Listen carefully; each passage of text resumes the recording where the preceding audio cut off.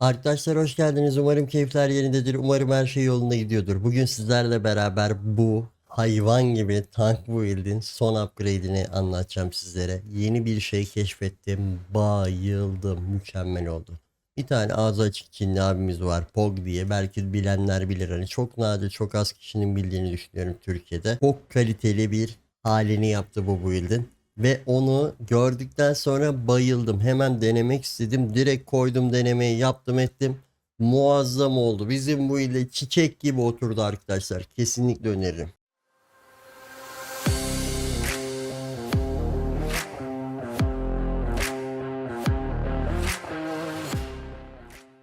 Şimdi mantık ne? Arkadaşlar max blok yapıyoruz. Lan zaten ölümsüzlük, şimdi daha da ölümsüzlüğe gidiyoruz. Başka bir seviye oldu. Ölümsüzlük seviyesi başka bir seviye oldu. Neden? Bu kalkan var.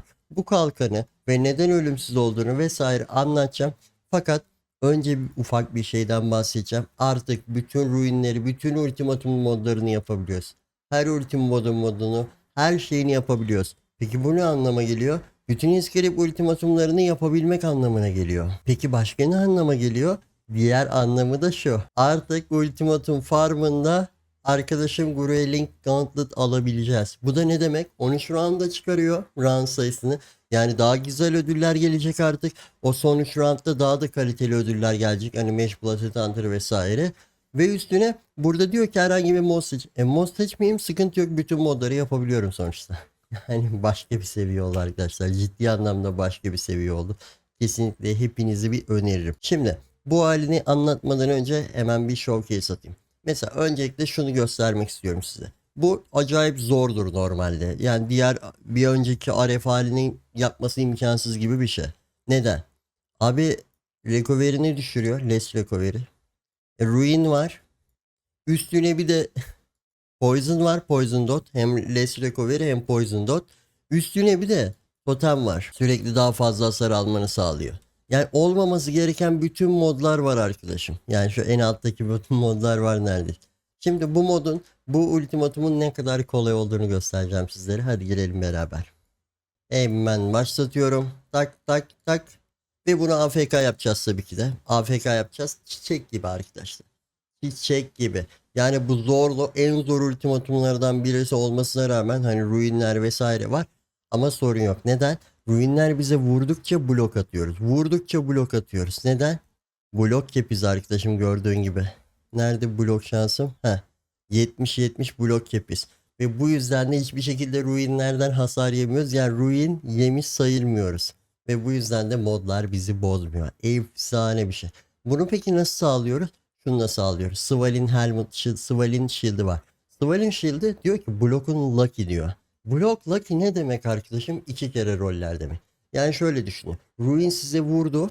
Bu 2 kere yazı tura atılıyor. Blok yedin mi, yemedin mi? Yedin mi, yemedin mi? 2 kez sayılıyor. Eğer bir tanesine bile yemediysen yemedin sayılıyor ve devam ediyorsun. Muazzam bir şey. Muazzam bir tanklık demek. 2 kere sayılması demek muazzam bir şey. Ve %70 bloğun var. 2 kere sayılıyor demek ne demek? %95'lere neredeyse tekabül ediyor. Çok bozuk. Çok bozuk. Çok bozuk. Çok bozuk. Ve en güzel tabi bize artısı ne? Gurel'in Gauntlet yapabiliyoruz. Yani burada 13 round'a kadar gidebiliyoruz ve bizi bozan modlar yok. Ve Less Recovery'li mapleri yapabiliyoruz. Cannot Regen'li mapleri yapabiliyoruz. Çünkü RF kullanmıyoruz. RF bizim regenimizin ağzına sıçıyordu. Artık RF kullanmıyoruz. Onu da kapattık. Ve muazzam oldu. Yani ben bayıldım kesinlikle. Fakat RF kullanınca şey yapıyorduk. Enerji shield'imiz yavaş yavaş azalıyordu ve sıfır oluyordu. Enerji shield'imiz çıkmıyordu. Fakat agnostik kullanıyoruz. RF olmadığı için enerji shield'imiz artacak. Bu da stun yememizi azaltacak. Bu yüzden de agnostik kullanıyoruz. Maksimum enerji shield'imizi sıfır alıyoruz. Ve bu hali muazzam oldu. Muazzam. Şimdi bu halinde dediğim gibi blok şansımız diyor -10 diyor. Fakat artı 1-2 artı 1-2 derken maksimumları alarak onları yine 70'e tamamlayacağız. Sorun yok. Max blok olacak. Ölümsüzlükten daha da ölümsüzlüğe gidiyoruz. Peki kapalığımızı değiştirdik. Çünkü artık RF kullanmıyoruz. RF'e burada 6 link 7 link yapıyorduk. Peki RF kullanmayınca ne oldu? O 30 divine'lik 20 divine'lik kafalığı artık kullanmayacağız anlamına geliyor. Ben bir D&D alayım kendime. Bu arada şey yapalım. Bir tane daha gireyim ben de. Onu yaparken anlatayım size. Hemen bir tane daha mod girelim. Bunu girelim mesela 8 divine'lık. Stand in the Circle'la uğraşasım yok şu an. Hemen girelim anlatalım size. Sonra bunu alıyoruz. Life Regeneration Rate'li alıyoruz, tamam mı? Bunu 100 kaosa 90 kaosa alıyorsunuz. Ardından yaptığınız işlemle Spite Essence atıyorsunuz. Spite Essence veya Greed Essence atabilirsiniz. Hiç fark etmez. Yani Maximum Life Essence ya da Intelligence Essence. Ben Intelligence Essence attım. 20'de bir Maximum Life Tier 1 geliyor. Maximum Life Tier 1 Tier 2 gelene kadar atın abi. Yanına resist gelirse daha iyi, daha iyi. Ama life gelene kadar atıyorsunuz. Yani 100'ün üzerinde life'ımız da olacak. Bu yeter mi? Yetmez. Üstüne bir de şey alıyoruz. Fire damage taken recoup life ve physical damage %6'sı fire damage olarak yersin. Ve muazzam bir tanklığa sahip oluyoruz bu sayede yine. Ayrıca Glovus'umuz aynı. Glovus'umuz değişmiyor. Mage Blood taktık. Fakat Mage Blood'sız hali de var. Mage Blood'sız halini de videonun altına koyacağım arkadaşım. O hali de efsane oluyor. Şimdi bir sonraki ultimatuma girelim. Bir sonraki ultimatumda yine anlatmaya devam edelim. 4 Divine'lığa giriyorum şimdi. Şimdi ben sizler için arkadaşım şöyle bir pop hazırladım. Hemen göstereyim sizlere. Şöyle bir pop hazırladım. Bu pop önce bir fakir versiyon bu. Fakir olanlar bunu yapabilir. Immortal Flash falan kullanıyorum. Evet. Fakir olanlar için böyle bir şey ayarladım. Svalin atıyorum. Defiance of Destiny vesaire var. Immortal Flash, Graves. Efendime söyleyeyim yine aynı. Yani burada gain to şarj falan olacak hepsinde. Bir önceki videoda anlattığım gibi. Buradaki setup'ı yapabilirsiniz. Fakirler için bir de modlar da artık sorun yok. Kendi regen falan maplere girebiliyoruz artık.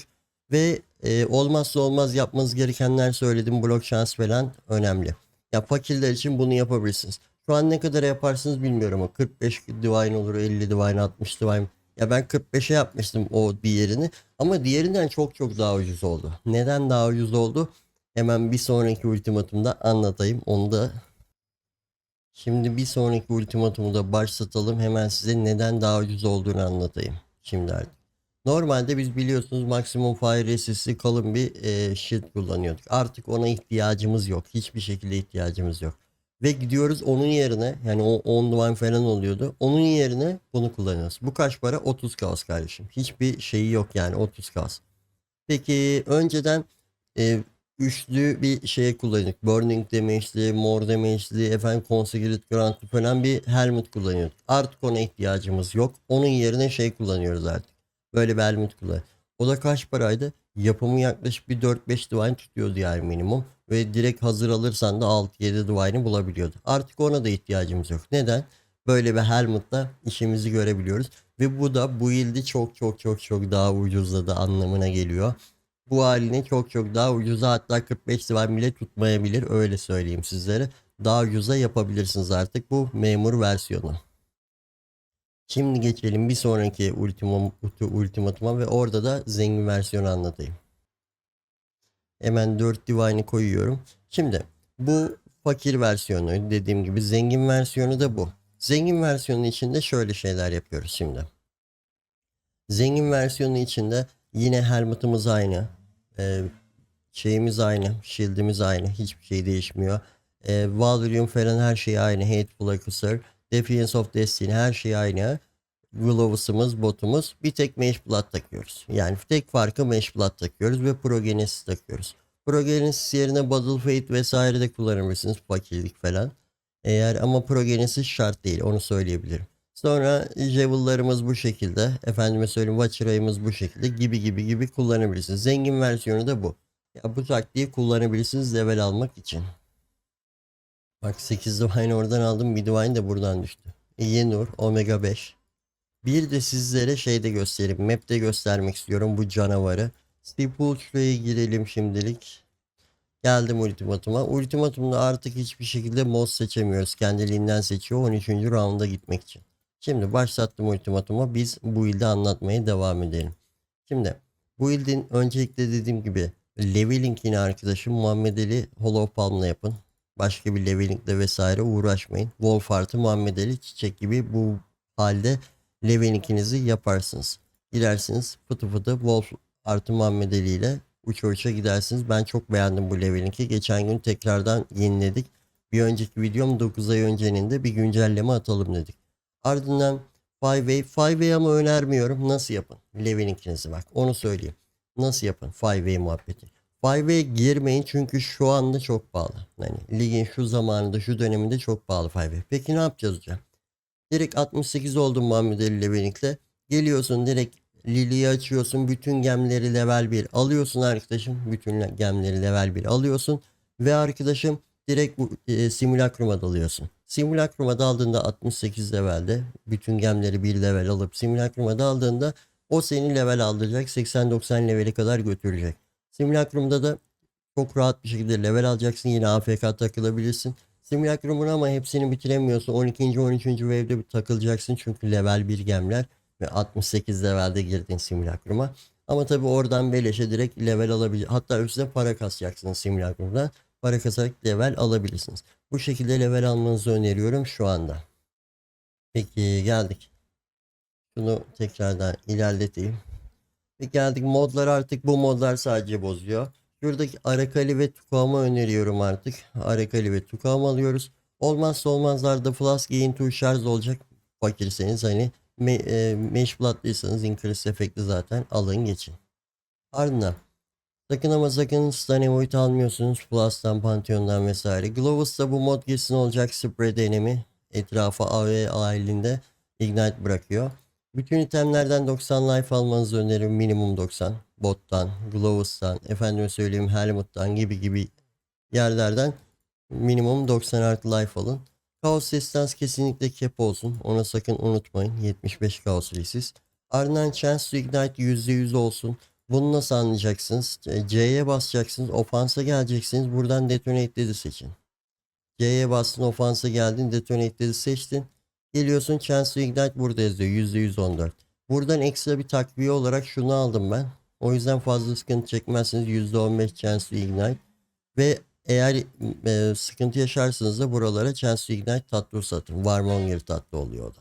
Onu atabilirsiniz. Peki başka ne geldik? Silahınızı buradaki gibi craftlayın. Ben burada anlattım nasıl craftlayacağınızı, nasıl yapacağınızı vesaire. Buradan direkt craftlarsınız şu silahın craftına bakmak için. Ardından geldim, blok chance'imiz cap olacak yani. Şakası falan yok. Blok chance'imiz cap olacak. Bunun için burayı alabiliriz. Efendime söyleyeyim, şurayı alacağız. Burayı alacağız. Ve üstüne burayı alacağız. Ve bu sayede 70-70 bloklarımız olacak. Blok atak ve blok spellimiz olacak. Ve bu sayede de şiir gibi ultimatumlarda hiçbir mod bizi bozmayacak. 13 round'a kadar gidebileceğiz AFK şekilde. Ve inscript ultimatumlarda hiçbir mod yine bizi bozmayacak. Şiir gibi bir hali olacak. Hem fakir hem zengin versiyon. Umarım faydalı bir içerik olmuştur. Teşekkürler dilerim. İyi oyunlar dilerim. Sağlıcakla kalın.